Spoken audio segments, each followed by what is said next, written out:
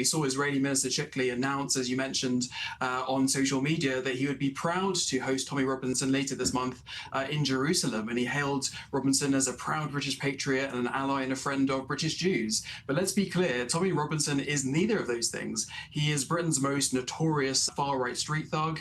He has multiple convictions for assault, for public order offences, for fraud, and he's also a racist. He doesn't just campaign against Islamist extremism, as the minister suggested. For years, he has incited racism against Britain's entire Muslim community, trying to present them as some kind of part of a monolithic jihadist movement. So, Robinson does try to present himself as a friend of Jews and as a friend of Israel. He does fly the Israeli flags at protests. He has tried to attend. What's behind that for him? What's his motivation on that side of the spectrum? And again, it's not isolated to the UK. I'll mention that, but describe that a bit. His affinity to Israel.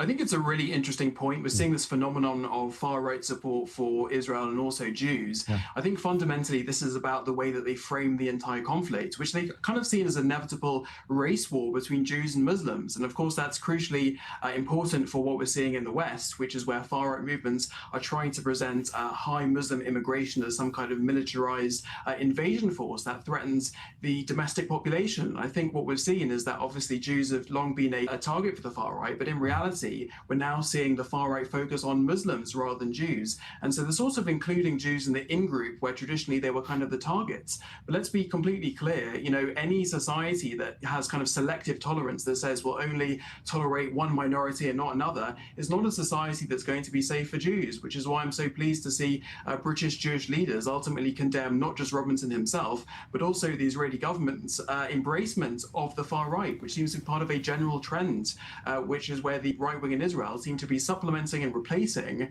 traditional support in the West for Israel, which traditionally came from moderates and the left wing, with these kind of far-right movements, which I think fundamentally betrays Jewish values and history, and also strategically wrong, because ultimately these people are not genuine supporters of Israel. And if you ultimately allow the far-right to frame the conflict in Israel as some kind of race war, that really plays into the kind of terrible narratives that we actually see portrayed of the conflict. So I think fundamentally this is not a strategy that Israel should be continuing with.